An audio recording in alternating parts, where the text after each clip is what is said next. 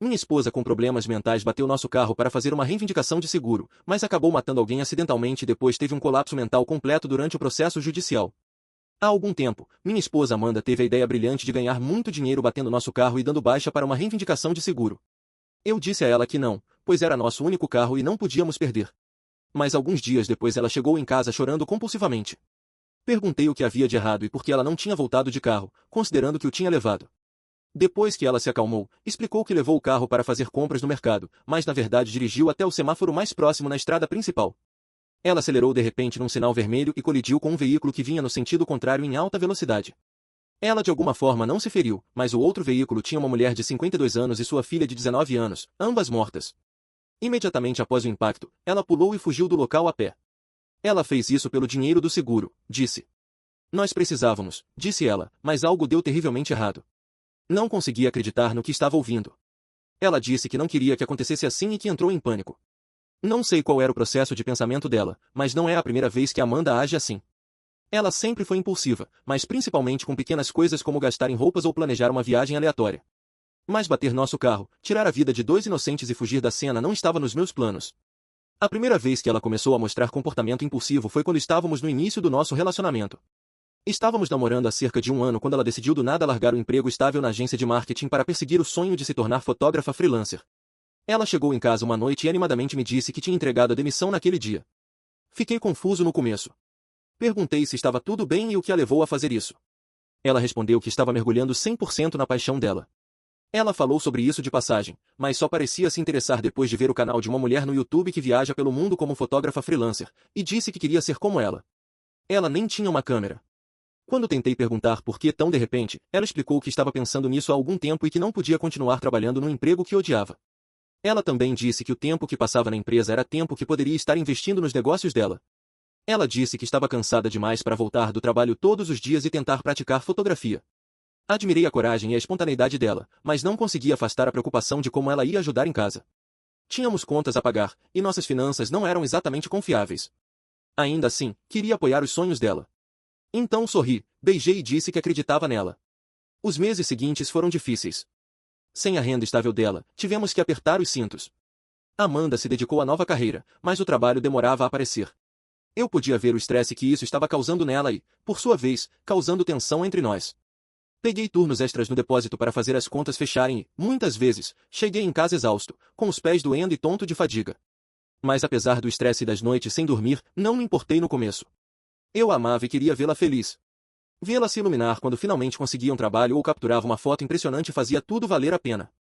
Continuei dizendo a mim mesmo que as coisas melhorariam, que a impulsividade dela era apenas parte de quem ela era, uma das razões pelas quais me apaixonei por ela em primeiro lugar. No entanto, à medida que a pressão financeira aumentava e a carreira dela lutava para decolar, o entusiasmo inicial desapareceu. A polícia chegou não muito depois. Vi incrédulo enquanto a acusavam e tentavam escoltá-la para fora do nosso apartamento. Ela resistiu, no entanto, gritando e se debatendo violentamente. Era como assistir a um pesadelo em câmera lenta. Minha esposa, a mulher que eu amava, estava sendo arrastada algemada. Ela chutou e gritou, dizendo que estava sendo incriminada e que não podia ir para a cadeia. Aquela raiva logo se transformou em súplicas e implorações. Foram necessários 2 policiais para colocá-la no veículo, e ela bateu a cabeça no vidro enquanto eles se afastavam. Eu podia ouvir os gritos dela através do vidro e o ranho manchando a janela. Não conseguia me mexer. Não conseguia falar. Apenas fiquei ali sentado, atordoado, enquanto a levavam embora. O silêncio que se seguiu foi ensurdecedor. Os dias seguintes foram um borrão. Mal dormi, minha mente corria com pensamentos sobre o que tinha acontecido e o que estava prestes a acontecer. Os dias que antecederam o julgamento foram alguns dos mais difíceis da minha vida. Todas as manhãs, eu pegava o ônibus para o tribunal. Cada vez que pegava o ônibus, era um lembrete constante do que Amanda tinha feito. Lembro-me vividamente do primeiro dia do julgamento. Amanda foi trazida vestindo macacão laranja. Os pulsos dela estavam algemados. Vê-la assim foi como um soco no estômago. Tentei olhar nos olhos dela para oferecer alguma segurança silenciosa, mas ela olhou fixamente para frente. Ela estava em seu próprio mundo. Sentar naquele tribunal era tormento. A voz do promotor se arrastava, detalhando os eventos daquele dia com precisão clínica. Pegar o ônibus de volta para casa todas as noites era a pior parte. A viagem era longa e solitária, e me dava tempo demais para pensar. Quase não dormi durante o julgamento. Minhas noites eram passadas me revirando. Toda vez que fechava os olhos, a imagem daquele carro destruído e dos olhos selvagens de Amanda, enquanto ela me contava o que tinha feito, aparecia nítida como o dia. Foi durante um dia particularmente desgastante no tribunal que percebi o quanto isso tinha me afetado. No dia seguinte, o tribunal estava em silêncio, o ar pesado de antecipação, enquanto a acusação apresentava o caso. Amanda sentou ao lado do advogado dela, e ela ficava olhando freneticamente ao redor da sala. Quando o promotor estava falando sobre as evidências que encontraram, ela se levantou. A voz dela era penetrante. Ela apontou para o promotor e gritou, dizendo que ele estava mentindo. Ela disse que toda essa história era uma armação e que todos eles estavam envolvidos. O juiz parecia confuso, e Amanda continuou gritando, dizendo que ele não entendia por que eles estavam todos tramando contra ela. Dessa vez ela apontou para a própria cabeça. O juiz bateu o martelo, tentando restaurar a ordem. Mas Amanda estava fora de controle. Ela disse que os ouviu e que eles estavam trabalhando com o promotor. Ela disse que as vozes estavam tentando controlá-la e arruinar a vida dela. O advogado dela tentou acalmá-la, mas foi inútil. Os olhos de Amanda estavam selvagens. Ela gritou novamente, dizendo ao juiz que ele não podia confiar neles. Ela começou a olhar ao redor da sala como se procurasse um aliado. Eles fazem parte da conspiração. Todos eles, exclamou. O juiz ordenou um recesso e os oficiais de justiça se moveram para escoltar Amanda para fora. Ela lutou contra eles, gritando incoerentemente sobre complos e vozes, as acusações se tornando mais bizarras a cada segundo. Vocês são todos parte disso, ela gritou. Vocês estão tentando me enlouquecer. O advogado dela, parecendo apressado e exausto, dirigiu-se ao tribunal. Meritíssimo, minha cliente claramente não está mentalmente apta para ser julgada. Solicito uma avaliação psiquiátrica imediata. A paciência do juiz claramente tinha se esgotado. Ele assentiu e concordou. Ele disse que nos reuniríamos novamente quando ela tivesse uma avaliação. Os dias seguintes foram um borrão de avaliações médicas e debates legais. O advogado dela argumentou apaixonadamente que Amanda não era responsável por suas ações e que ela estava sofrendo de um colapso mental severo. A acusação contra-atacou, mas estava claro para todos na sala que Amanda não estava em sã consciência. Finalmente, o juiz fez a decisão. Ele a considerou inocente por insanidade e a cometeu à ala psiquiátrica para tratamento. Os surtos de Amanda tinham cobrado seu preço de todos os envolvidos. Enquanto ela era levada, ainda murmurava sobre conspirações e vozes. A primeira vez que visitei Amanda na ala psiquiátrica, senti um nó de ansiedade no estômago. Não sabia o que esperar. Ela me reconheceria? Ela estaria lúcida? Enquanto caminhava pelo corredor branco e estéril, meu coração batia forte no peito. Quando finalmente a vi, ela parecia quase com sua antiga forma, sentada numa sala comum com outros pacientes. Ela estava lendo um livro. Ela olhou para cima quando me aproximei, e por um momento o rosto dela se iluminou. Nos cumprimentamos, e eu disse o quanto sentia falta dela. Conversamos por um tempo, e apesar da confusão que nublava a mente dela, havia vislumbres da mulher por quem me apaixonei. Ela riu das minhas piadas, embora a risada tivesse um toque de histeria. Ela perguntou sobre casa e sobre as pequenas coisas que costumavam importar tanto para nós. Por um momento, pensei que ela pudesse melhorar e sair dali. Mas com o passar das semanas, nossas visitas ficaram mais tensas.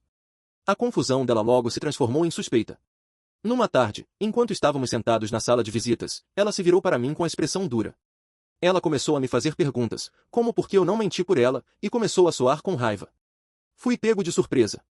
Respondi que não podia mentir para eles porque eles já sabiam de tudo. Ela gritou que eu podia pelo menos ter tentado, e disse que não foi culpa dela. Ela disse que eu não apoiei ela. Respondi que estava apoiando ela agora. Eu vinha visitá-la na ala psiquiátrica sempre que podia, o que era quase todos os dias. Considerando que eu não tinha mais carro, achei que estava indo muito bem. Ela me disse que estar lá por ela não era suficiente. Ela disse que eu deveria ter feito mais e protegido ela. A cada visita, a hostilidade dela crescia. Ela me acusou de não me importar, de abandoná-la. Ela questionou por que eu não a encobri, por que não inventei uma história para salvá-la. A paranoia dela piorou, e as acusações se tornaram cada vez mais selvagens. Um dia ela perguntou, você faz parte disso, não faz? Ela disse que eu fazia parte da conspiração contra ela e que eu queria que aquilo acontecesse. Assegurei que isso era a coisa mais distante do que eu queria, e que eu a amava. Eu só não sabia o que fazer.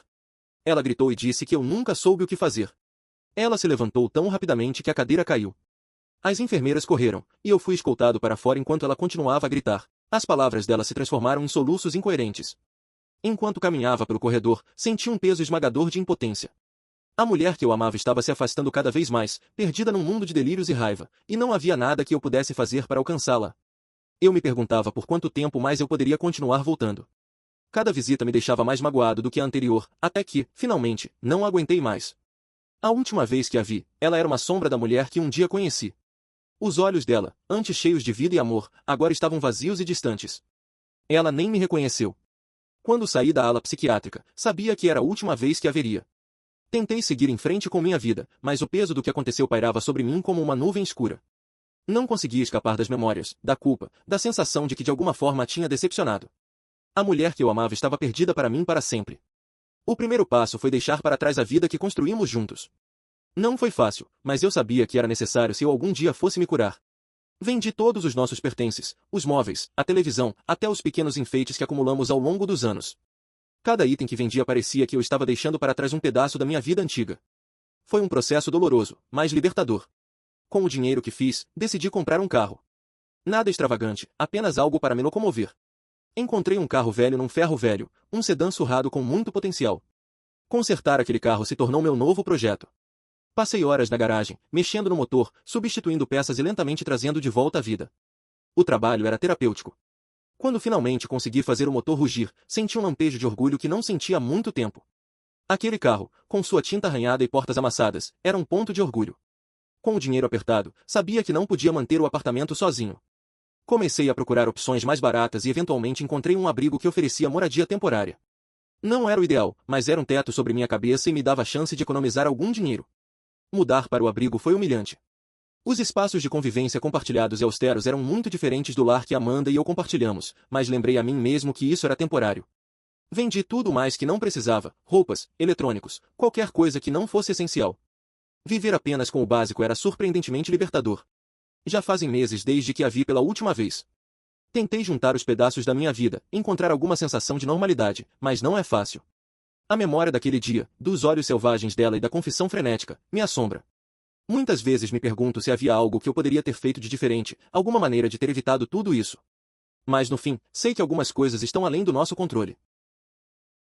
Meu vizinho mimado tentou invadir minha casa e roubar as relíquias de família da minha avó, então eu o fiz ser preso e os filhos dele foram tirados dele. Quando minha avó faleceu, a casa dela foi herdada pelo meu pai, que faleceu apenas 3 dias depois, atropelado por um motorista bêbado. A casa foi para mim. No meu primeiro dia depois de me mudar, meu vizinho Todd apareceu com seus 2 filhos pequenos. Assim que abri a porta, ele começou a me interrogar sobre por que ele e os filhos dele não tinham sido convidados para o funeral da minha avó. Antes que eu pudesse responder, ele exigiu que eu desse a ele uma cópia do testamento dela. Segundo ele, os filhos dele eram como família para ela e deveriam receber todas as relíquias que quisessem. Com isso, os filhos dele passaram correndo por ele e entraram na casa, começando a revirar as gavetas. A filha dele encontrou um anel que havia sido passado por 3 gerações e estava destinado à minha tia, e ela o colocou no dedo. Pedi que Todd mandasse a menina tirar o anel, mas ele se recusou. Ele repetiu que os filhos dele eram como família para ela, mas gritei que a avó os odiava, que eles eram mimados e faziam o que queriam, e até estragaram o gramado dela com cocô de cachorro. Ameacei chamar a polícia a menos que a filha dele tirasse o anel, e foi isso que o fez ouvir. A menina gritou que não queria tirar, e até bateu em Todd, mas o anel acabou saindo.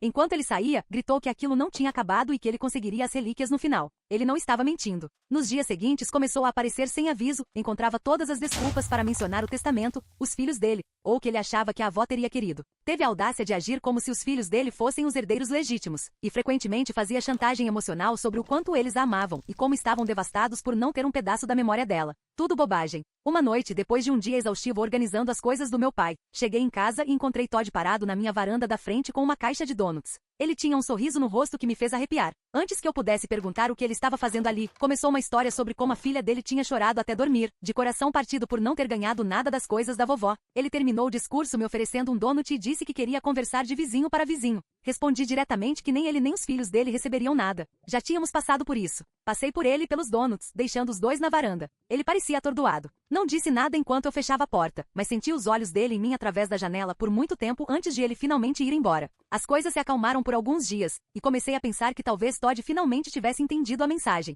Cerca de uma semana depois, voltei para casa depois de fazer algumas compras e encontrei Todd e os 2 filhos na minha porta da frente. O menino estava parado ali, tentando abrir a fechadura com uma chave de fenda, enquanto Todd estava atrás dele, instruindo como se fosse uma lição de vida. Levei um segundo para processar o que estava vendo, e então perdi a paciência. Corri para a porta da frente gritando. Todd se virou e pareceu assustado por talvez meio segundo antes que o rosto dele se transformasse num sorriso falso e irritante. Ele tentou me acalmar e disse que não era o que parecia, que minha porta estava emperrada e que ele achou que poderiam me ajudar. Respondi que sim, estava emperrada por uma fechadura para manter pessoas como eles para fora. O menino deixou cair a chave de fenda, e a filha de Todd se encolheu atrás dele, mas Todd apenas continuou sorrindo. Ele agiu como se tudo aquilo fosse um grande mal-entendido, disse que não havia necessidade de chamar a polícia e que foi apenas um engano. Eu teria que ter idiota, escrito na minha testa festa para comprar essa história. Expulsei ele e os pequenos vândalos da minha propriedade e disse que se fizessem isso de novo, chamaria a polícia. Ele abriu a boca para discutir, mas não deixei que dissesse mais uma palavra. Peguei meu telefone e passei o dedo sobre o botão de chamada, o que pareceu resolver. Todd levantou as mãos em uma falsa rendição e foi embora tão rápido quanto tinha vindo.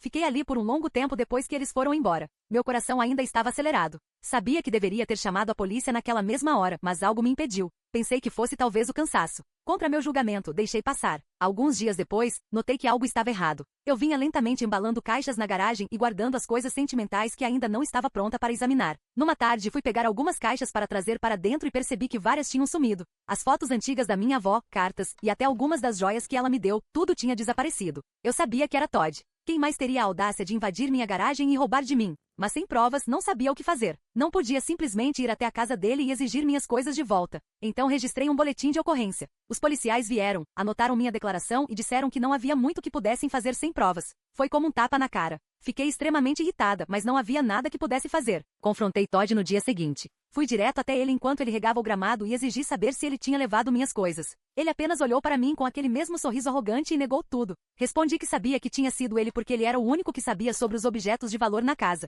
Se um ladrão entrasse no meio da noite, por que arrombaria a garagem e deixaria o resto da casa intocada? Ele negou a acusação com um sorriso. O sorriso dele, combinado com a negação da verdade, me deixou furiosa. Eu sabia que não iria longe assim, então disse que pagaria para pelo menos ter as fotos da minha avó de volta. Ele poderia ficar com qualquer outra coisa de valor que estivesse ali, mas eu precisava das fotos. Eram as últimas que eu tinha dela. Os olhos dele mostraram que ele estava arrependido, mas a boca dele disse que ele sentia muito pela minha perda. Mas não foi ele quem roubou as caixas. Ele culpou um dos meus amigos que me ajudou na mudança. Meu sangue ferveu, e sabia que se ficasse ali mais um momento, coisas ruins teriam acontecido. Todd não ia admitir nada e sem provas, não havia muito que pudesse fazer. Então instalei câmeras. Levei alguns dias para configurar tudo, mas assim que as câmeras estavam no lugar, senti um pouco de alívio. Era começo da noite quando ouvi uma batida na minha porta. Não estava esperando ninguém, mas quando abri, lá estavam os filhos de Todd. O menino, todo esperançoso, disse que o pai dele tinha dito que eu deveria ir para o jantar naquela noite. A última coisa que eu queria era sentar para uma refeição com um homem que estava tentando roubar de mim por semanas. Disse ao menino que estava ocupada, e antes que eu pudesse fechar a porta, ele gritou: "Mas nós somos família." Ele estava exagerando. O garoto estava literalmente pulando de empolgação. Ele disse que a vovó gostaria que comêssemos juntos. Senti meu coração apertar com a palavra família. Minha avó nunca considerou essas crianças como família. Ainda assim, o menino não ia largar o osso. Ele agarrou a mão da irmã e a puxou para frente, implorando e implorando. A menina revirou os olhos, claramente desinteressada em seguir o jogo. "É tanto faz", murmurou, nem se dando ao trabalho de fazer contato visual comigo. Tive uma sensação avassaladora de que Todd estava tramando algo novamente. A ideia de sentar à mesa com ele me fez querer bater a porta na cara deles. Mas as crianças estavam apenas fazendo o que o pai mandava. Não podia culpá-las. O menino se aproximou de mim e bateu os cílios. "Por favor, vai deixar o papai tão feliz", ele disse. Eu deveria ter dito não. Queria dizer não, mas por alguma razão, as palavras não saíram. Concordei e disse que ficaria só para o jantar, mas não ficaria muito tempo. O menino vibrou, agarrou a mão da irmã e a puxou de volta para a casa deles. Quando cheguei à casa de Todd, o cheiro de algo assando no forno tomava conta do ambiente. Todd me cumprimentou como se nada tivesse acontecido entre nós. Ele ainda tinha o sorriso de plástico de sempre, alegre demais para o meu gosto, mas sentei à mesa mesmo assim. A menina se espreguiçou na cadeira, mal prestando atenção, enquanto o menino corria para ajudar a pôr a mesa como se fosse a missão da vida dele. Quando nos sentamos, Todd se desculpou e foi para a cozinha terminar a última refeição. Eu estava prestes a começar a comer quando notei a menina olhando para mim, depois para o prato dela. Ela se mexeu um pouco e mordeu o lábio antes de trocar o prato dela com o meu. Foi rápido, mas eu percebi. Perguntei o que ela estava fazendo, e ela deu de ombros, dizendo que não era nada. Antes que eu pudesse dizer qualquer outra coisa, Todd chamou da cozinha, perguntando se estávamos prontos para comer. O menino já estava na metade da comida, e a menina se recostou, encarando o prato que havia acabado de trocar. Assim que Todd voltou para a sala, o prato dela escorregou das mãos e caiu no chão, espalhando comida por todo lado. Todd correu até ela, franzindo a testa. Ela disse que iria pegar outro prato e foi para a cozinha enquanto Todd limpava a bagunça. Todd e os filhos dele tinham pulado a cerca na noite anterior, arrombado meu galpão e revirado minhas coisas. Eles até tentaram fazer uma fogueira com os álbuns de fotos antigos. Eu estava cansada de ser boazinha. Chamei a polícia novamente e desta vez eu tinha provas. Quando os policiais chegaram, mostrei as imagens, e eles finalmente me levaram a sério. Todd, é claro, tentou disfarçar como outro mal-entendido, alegando que os filhos dele estavam apenas limpando a bagunça depois que alguns adolescentes haviam destruído o quintal. Mas a polícia não comprou a versão dele. Eles o avisaram para ficar longe da minha propriedade ou enfrentar consequências legais. Achei que seria o fim. Todd tinha sido pego em flagrante, e a polícia finalmente tinha intervido. Alguns dias depois, cheguei em casa e encontrei uma placa de vende-se fincada no meu jardim da frente. No começo pensei que fosse algum tipo de pegadinha, mas então vi Todd parado ali, conversando com o casal como se estivesse mostrando a casa. Fui direto até ele e perguntei o que ele pensava que estava fazendo. Ele sorriu, nem um pouco envergonhado, e disse que estava apenas me ajudando. Ele imaginou que eu poderia precisar de novos donos para este lugar, já que eu parecia tão sobrecarregada com o trabalho da casa e a papelada. Ele usou a desculpa que eu tinha dado a ele algumas noites antes contra mim, mas eu não ia discutir. Já tinha chegado. Arranquei a placa do chão e chamei a polícia novamente. Desta vez, eles emitiram uma advertência formal, dizendo a Todd para ficar longe da minha propriedade ou enfrentar acusações sérias. Mas, é claro, Todd não ouviu. Alguns dias depois, acordei e encontrei meu carro vandalizado. Os pneus estavam cortados e os vidros quebrados. Era um pesadelo. Eu nem precisava verificar as câmeras para saber quem era o responsável. Chamei a polícia. Eles anotaram meu depoimento, e quando revisaram as imagens de segurança, não havia dúvida. Todd e os filhos dele tinham sido pegos em flagrante novamente, entrando na minha propriedade no meio da noite para vandalizar meu carro. Desta vez, Todd foi preso. Enquanto o levavam embora, ele gritou sobre como a casa deveria ter sido dele, e como eu não tinha o direito de acumular tudo para mim. Com Todd finalmente atrás das grades, os filhos dele ficaram sem um guardião. A mãe deles estava fora de cena há anos, e eles foram colocados em lares adotivos. Senti pena das crianças e quase considerei acolhê-las eu mesma. Não era culpa delas que o pai delas as estava criando mal, e agora que estavam no sistema, a vida delas seria muito pior. Mas o bairro estava quieto pela primeira vez em muito tempo. Senti um peso sair dos meus ombros enquanto os via levar Todd embora. Tinha acabado. O pesadelo finalmente tinha acabado. Meu irmão limpou minha conta poupança para pagar as dívidas de jogo dele, e meus pais de alguma forma me convenceram a perdoá-lo. Ele fez algo ainda pior, então eu o expus na frente de todos no jantar de ação de graças. Alguns anos atrás, meu irmão pediu meu cartão de crédito para que pudesse pedir comida delivery, já que o cartão dele estava bloqueado. Em vez de comida, ele usou meu cartão para acessar minha conta poupança e limpou cada centavo para pagar a dívida de jogo dele. Essas economias eram para serem usadas numa casa, mas agora tinham ido embora. Quando descobri o que ele fez, fiquei furiosa. Tranquei-me no meu apartamento e comecei a beber, então mandei uma mensagem para meu irmão dizendo que o odiava e que ele podia apodrecer no inferno. Na manhã seguinte, meus pais apareceram. Eles disseram que o que ele fez era perdoável porque família é mais importante que dinheiro. Olhei incrédula, então gritei. Claro que vocês dizem isso. Ele é o filho de ouro de vocês, que não pode fazer nada errado. Minha mãe começou a chorar lágrimas de crocodilo, mas quando viu que eu não estava cedendo, ela começou a gritar. Naquele momento os expulsei, dizendo que assim como meu irmão, eles podiam ir para o inferno. Meu irmão tinha tirado mais de $75 mil de mim, e agora eu tinha que renovar meu contrato de aluguel por mais um ano quando deveria estar usando aquele dinheiro para a entrada de uma casa.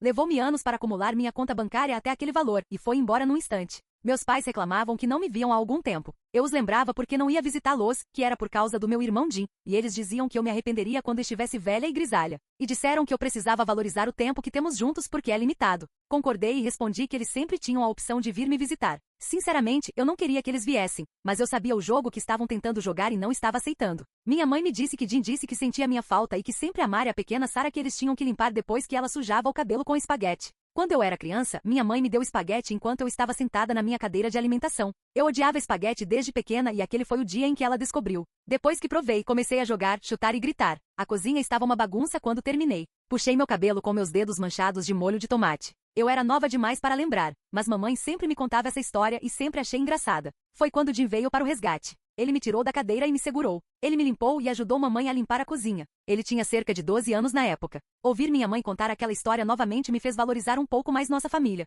No momento de extrema fraqueza, decidi que daria outra chance a Jim, mas com mais limites estabelecidos desta vez. Perdoá-lo levou tempo. À medida que os dias se transformavam em semanas, ainda doía pensar nele ou ver o rosto dele, porque eu me lembrava de que o progresso que eu havia feito para minha primeira casa tinha ido pelo ralo. Tentei ao máximo ser cordial com ele, e meus pais pareciam gostar das melhorias no nosso relacionamento. Eles me convidaram com mais frequência para jantares em família, noites de jogos e noites de cinema, numa tentativa de restaurar nosso relacionamento ao que era antes. Mas os pensamentos ainda doíam. Depois de alguns meses reconstruindo minha confiança em Jim novamente, senti que podia rir um pouco mais e ser eu mesma de novo perto dele. Não precisava mais vigiar minha bolsa tanto, e logo saíamos sozinhos e fazíamos programas de irmão e irmã. Uma das nossas coisas favoritas para fazer juntos era tirolesa. Havia um lugar de tirolesa perto da casa dos meus pais onde íamos muito quando éramos adolescentes. A tirolesa começava do topo de um penhasco, meio no meio do mato, e te largava no lago. Era tão alto, e eu nunca me acostumava com a queda, mas era divertido ir lá com Jim novamente. Quando voltamos para a casa da nossa pequena aventura, fomos a um fast food na cidade porque estávamos morrendo de fome.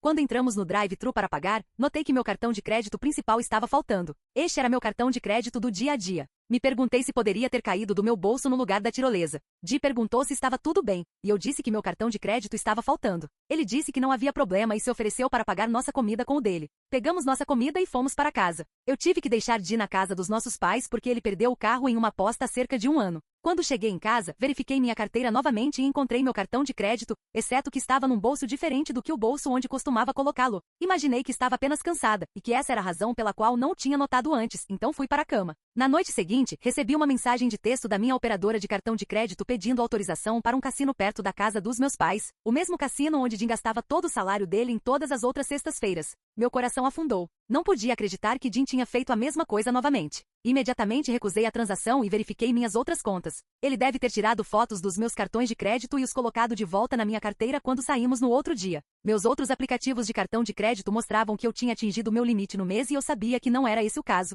Tentei ligar e contestar os pagamentos, mas os comerciantes mostraram prova de que meu irmão era quem estava fazendo as compras. Eles recusaram meu pedido para contestar as cobranças, e agora eu sou responsável pela dívida. Liguei para meu irmão e ele não respondeu. O telefone fez clique no meio do tom, como se ele tivesse rejeitado a chamada. Meu sangue ferveu. Liguei para meus pais e minha mãe atendeu. Contei a ela a situação e como o dia acumulou $7.000 em dívidas em todos os meus cartões de crédito naquela noite. Ela disse que ligaria para ele e me ligaria de volta depois de falar com ele. Respondi que não precisava e que estava indo para lá naquele instante. Era quase 11 da noite quando fui para a casa dos meus pais e esperei na sala para Jim voltar para casa. Quando ele entrou pela porta, acendeu a luz, e eu o assustei mortalmente quando ele me viu sentada na poltrona da sala. Perguntei onde estava meu dinheiro, e ele pareceu confuso. Respondi que já sabia sobre ele ter roubado as informações dos meus cartões de crédito e ameacei chamar a polícia se ele não me dissesse onde estava o dinheiro. Ele desmoronou e confessou, dizendo que se sentia mal por eu não poder comprar minha primeira casa este ano por causa dele, e que queria compensar. Então ele usou meu dinheiro para jogar no cassino, porque queria ganhar o dinheiro de volta para mim. Nem é preciso dizer que ele não ganhou nada de volta e perdeu tudo. Respondi que se ele se sentia tão mal por ter roubado meu dinheiro em primeiro lugar, por que ele faria isso de novo? Foi quando meus pais desceram as escadas. Minha mãe tentou acalmar os ânimos, mas eu já tinha passado desse ponto. Ele tinha tirado o pagamento da entrada da minha casa e me deixado com uma tonelada de dívida de cartão de crédito. As chances de eu conseguir uma casa nos próximos anos estavam cada vez mais remotas. Meus pais não tiveram nada a dizer sobre as ações dele. Ele pediu desculpas profusamente, mas não havia como voltar atrás disso. Cortei relações com ele para sempre desta vez. Disse a eles para nunca mais me contatarem e que estava fora. Nas semanas seguintes, meu relatório de crédito atualizado voltou e minha pontuação de crédito caiu mais de 100 pontos. O empréstimo que solicitei não estava mais disponível para mim, e fui forçada a conseguir um segundo emprego além do meu atual das 9 às 5. Eu tinha um objetivo em mente e estava determinada a conseguir minha casa e viver a vida que queria. Nas semanas seguintes, meu telefone não parava de tocar. Recebi ligações de meus pais e de Jim. Ignorei ambos. Se não fosse por eles, eu não teria que trabalhar tantas horas para pagar essa dívida. A pior parte era que Jim nem sequer se ofereceu para ajudar a pagá-la. Ele achava que como roubar meu dinheiro para me fazer ganhar mais dinheiro veio de um lugar bondoso no coração dele, ele não precisava pagar. Eu nunca mais poderia confiar nele. Tentei repetidas vezes e justamente quando pensei que estávamos progredindo, ele vai e rouba meu dinheiro novamente. Continuei trabalhando para pagar a dívida e com o segundo emprego estava ficando mais fácil pagar a dívida, mas mais difícil continuar. Eu chegava em casa exausta do meu segundo emprego, dormia 4 horas e acordava para me preparar para meu primeiro emprego às 6 da manhã. Esse ciclo repetido prejudicou minha saúde mental e assim que cheguei a um ponto meio confortável em economizar dinheiro, saí do meu segundo emprego e cortei meus gastos o máximo que pude. Era outubro e as decorações estavam nos gramados das pessoas, e meus pais me ligaram pela 4ª vez naquela semana. Atendi na 4ª ligação e eles ficaram aliviados por ouvir minha voz. Eles disseram o quanto sentiam minha falta e falaram sobre quando eu era criança. O Halloween era meu feriado favorito. Cortávamos abóboras em família e assistíamos a especiais da Disney. Papai colocava as decorações no quintal e aproveitávamos biscoitos em forma de fantasma com nosso chocolate quente. Ela me disse que realmente queria me ver, já que fazia tanto tempo, e eu respondi que a única maneira de me ver seria se eles viessem até aqui. Ela concordou. Na semana seguinte, minha mãe e meu pai vieram e conversamos sem abordar o elefante na sala. Depois de um tempo, minha mãe disse que adoraria que eu fosse ao dia de ação de graças com eles, já que estavam recebendo em casa este ano. Respondi que não queria ir. Ela prometeu que não haveria drama e que seria apenas uma reunião de família como sempre foi. Pensei sobre isso e me perguntei se conseguiria ver Jim novamente sem querer socar a cara dele. Recusei. Foi quando meu pai interveio e disse que adoraria que eu fosse e praticamente implorou para eu perdoar Jim. Meu pai nunca pedia nada mais de uma vez, e eu sabia que isso era realmente sério para ele. Contra meu melhor julgamento, concordei que perdoaria Jim e iria ao dia de ação de graças na casa deles este ano. Eles pularam e me beijaram e abraçaram. Eles me garantiram que ele nunca mais faria algo assim e que eu estava segura de qualquer travessura dele. Eu não deixaria de escapar tão facilmente, mas iria ao jantar de ação de graças com a família, já que isso deixava mamãe e papai felizes. Nas semanas que antecederam o dia de ação de graças, senti-me sozinha na minha família. Eu os via nas redes sociais saindo para comer e postando sobre suas noites de jogos e sentia que deveria estar lá, mas a dor do passado tinha quebrado minha confiança neles. Eu ainda estava lidando com problemas financeiros e batalhando com a escolha de quais contas pagar naquele mês. Meu crédito ainda estava arruinado e eu estava lentamente tentando reconstruir os pedaços de mim que não quebrei. Quando se aproximou do jantar, considerei mudar de ideia porque não achava que seria bom para minha saúde mental. Então liguei para minha mãe. Quando ela atendeu, disse que estava arrumando as decorações e fazendo algumas compras de última hora. Ela expressou o quanto estava animada por eu ir e me disse que contou para toda a família que eu iria. Meu plano de desistir do jantar de ação de graças havia ido por água abaixo. Quando o dia de ação de graças chegou, senti-me muito desconfortável enquanto dirigia para a casa dos meus pais. Não tinha apetite e temia que qualquer coisa que entrasse saísse imediatamente. Quando entrei, vi minha família sentada à mesa de jantar, rindo e sorrindo uns com os outros. Meu irmão me reconheceu como se nada tivesse acontecido. Ele acabou aproveitando a noite inteira como se tudo tivesse sido perdoado. Ele até tentou fazer piadas atrevidas comigo. Isso me irritou vê-lo se divertindo, sabendo que quando eu saísse dali teria que ir direto dormir para me preparar para meu trabalho no dia seguinte. E ele era a razão pela qual eu não pude comprar a casa que queria. No final do jantar, decidi que não aguentava mais. Levantei. Meu coração batia forte. Olhei diretamente para meu irmão e comecei a expor tudo em voz alta para toda a família ouvir. Falei como ele me destruiu financeiramente, como fui forçada a trabalhar em múltiplos empregos apenas para manter a cabeça fora d'água. Disse que não confiava mais nele, que ele tinha passado de todos os limites, e que estava fingindo que estava tudo bem. Então me virei para meus pais e completei. Vocês têm encorajado ele por anos, escolhendo essa versão falsa de unidade familiar em vez do meu verdadeiro bem-estar. Como isso é justo? A sala inteira ficou em silêncio. Dava para ouvir um alfinete cair. Meu irmão tentou rir, dizendo que tudo ficou no passado, mas eu o interrompi. Respondi que estava cansada de perdoá-lo e que ele não era mais bem-vindo na minha vida. Saí furiosa, pensando que teria que lidar com as consequências sozinha. Mas nos dias seguintes, outros membros da minha família começaram a entrar em contato comigo. Eles pediram desculpas por não terem me apoiado antes, dizendo que não tinham ideia de como era grave. Alguns até se ofereceram para me ajudar financeiramente, tentando compensar o que ele fez. Era mais do que fez. Pensei que estaria sozinha, mas acontece que nem todos estão dispostos a fechar os olhos para a porcaria dele.